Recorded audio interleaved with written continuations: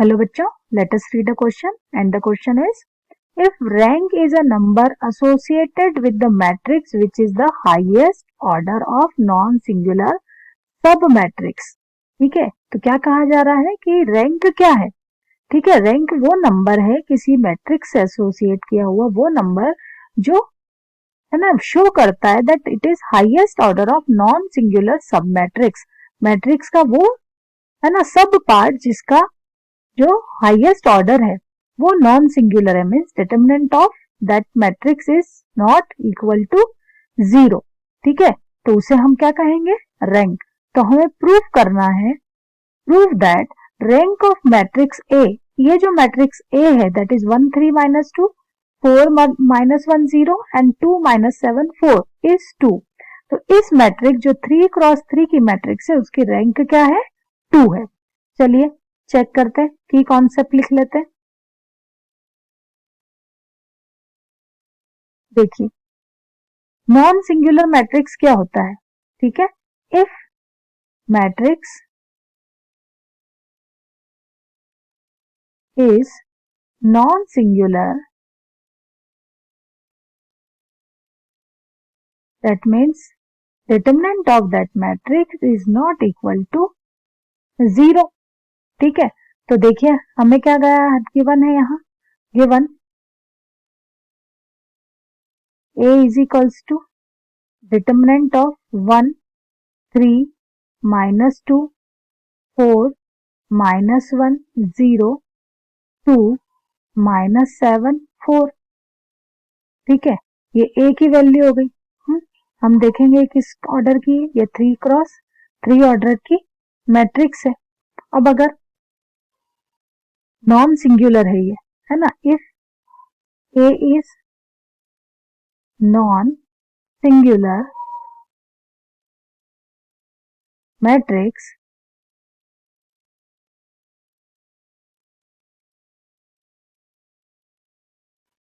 ठीक है, तो हम क्या लिख सकते हैं? That mod of A is not equal to 0. Check करते हैं नाउ, है ना, मैट्रिक्स को सॉल्व करें फर्स्ट रो के लिए. तो फर्स्ट रो के अक्रॉस सॉल्व करेंगे, so mod of A will be 1. तो ये हो जाएगा हमारा -4 -0 -3 -3. ठीक है, ये हो जाएगा 16 -0 एंड देन -2.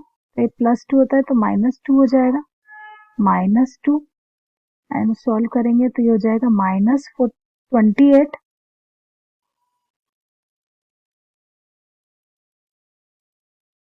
+2.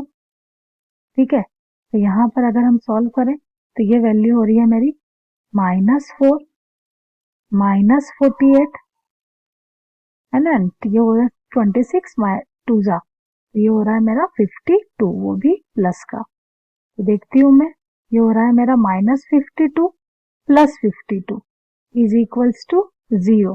तो मैं क्या देखती हूँ कि जो ए मैट्रिक्स है इसकी वैल्यू मेरी किसके इक्वल है? 0 को इक्वल आ रही है. मतलब ये मैट्रिक्स कैसी है? A is a singular matrix. Correct, अगर ये सिंगुलर है ना, it is a singular matrix of order 3. Correct, इसको थोड़ा सा मैं क्लियर लिख देती हूँ. देखिए अब अगर ये मैट्रिक्स है ना सिंगुलर है, मतलब ये रैंक नहीं हो सकती.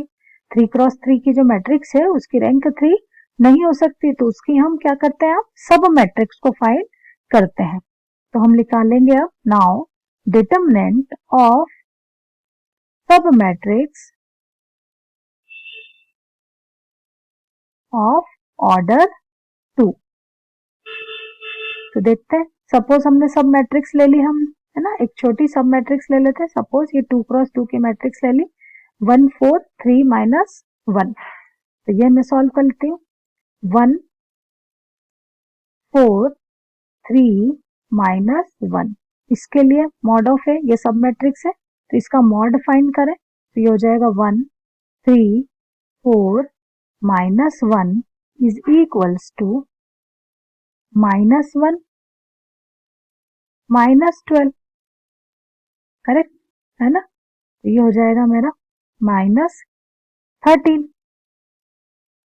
ओके, तो ये हम देख रहे हैं नॉट इक्वल टू 0 है। तो इसका मतलब क्या है? इसका मतलब है कि ये सिंगुलर मैट्रिक्स है ना, नॉन सिंगुलर मैट्रिक्स है। तो लिखेंगे हम, ठीक है, फॉर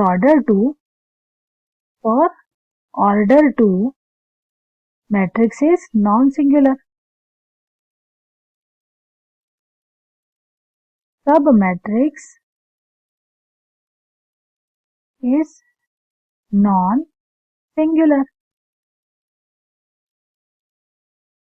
तो रैंक विल बी, तो रैंक क्या हो जाएगी हमारी मैट्रिक्स की?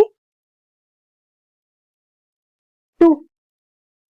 ठीक है, क्योंकि उसके लिए हमारी जो मैट्रिक्स है वो नॉन सिंगुलर आ रही है, तो हमारा आंसर क्या आया? 2। और यही हमें बताना था, यही प्रूफ करना था कि जो हमारी मैट्रिक्स है 3x3 की, उसकी रैंक क्या आ रही है?